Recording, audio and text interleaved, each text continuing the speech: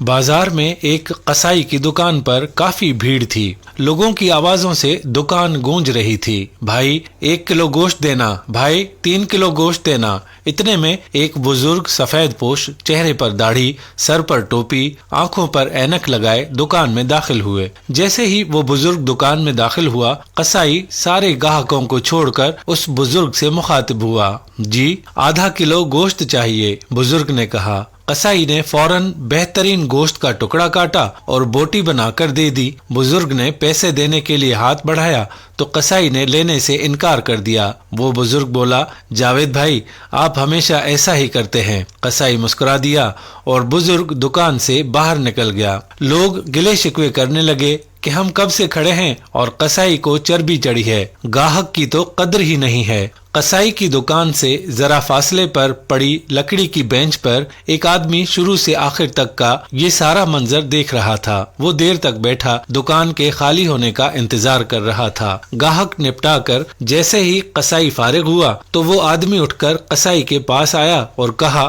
2 کلو گوشت چاہیے۔ پھر اس نے پوچھا، ابھی جو بزرگ آپ کی دکان سے گوشت لے کر گئے آپ کا کوئی قریبی رشتہ دار لگتا ہے؟ سارے گاہک چھوڑ کر آپ نے سب سے پہلے اس کو گوشت دیا۔ قصائی مسکرایا اور بولا، جی نہیں۔ وہ تعجب میں پڑ گیا اور پوچھا، تو پھر؟ قصائی بولا، وہ ہماری مسجد کے امام صاحب ہیں۔ جو شخص ہماری آخرت بنانے کی فکر میں رہتا ہے اور جس نے ہماری نمازوں کی ذمہ داری لے رکھی ہے اور ہمارے بچوں کو قرآن اور حدیث کا درس دیتا ہے، کیا دنیا میں اس کے ساتھ اچھا معاملہ نہ کروں؟ اس نے کہا، اوہ اچھا، مگر تم نے ان سے پیسے کیوں نہیں لیے؟ قصائی پھر مسکرایا اور بولا، کیا تمہیں نہیں پتا مسجدوں کے اماموں کو کیا دیا جاتا ہے؟ اتنے کا تو نقاش بھائی لوگ مہینے میں سگریٹ پی جاتے ہیں۔ وہ سوچنے لگا، واقعی بات میں تو دم ہے۔ قصائی پھر بولا، نقاش بھائی یہ ہماری قوم کا سرمایہ ہے، ان کو بچانا ہماری ذمہ داری ہے۔ بازار کی تمام دکان والوں نے یہ متفقہ فیصلہ کیا ہے کہ امام صاحب سے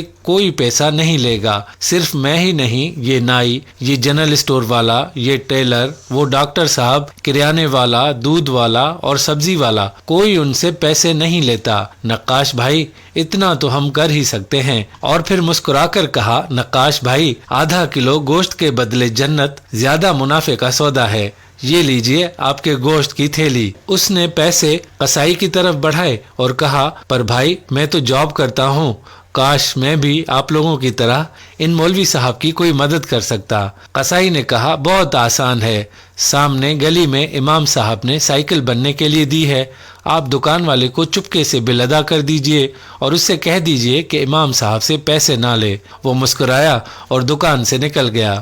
مولوی صاحب کی سائیکل کا بل ادا کر کے گھر چلے گئے اور گھر جا کر بیوی سے کہا کہ میں نے آج نیکی کمانے کا طریقہ قصائی سے سیکھا، وہ دنیا کے ذریعے بڑی خوبصورتی سے آخرت کما رہا ہے۔ اللہ تعالی ہمیں بھی اپنے پیش اماموں کی عزت اور تکریم کرنے اور ان کی مدد کرنے کی توفیق عطا فرمائے۔ یہ ہمارا سرمایہ ہے، ان کی عزت اور احترام میں کوئی کمی نہیں رہنی چاہیے۔ اب آنے والی ویڈیو تک ہمیں اجازت دے دیجیے۔ اللہ حافظ۔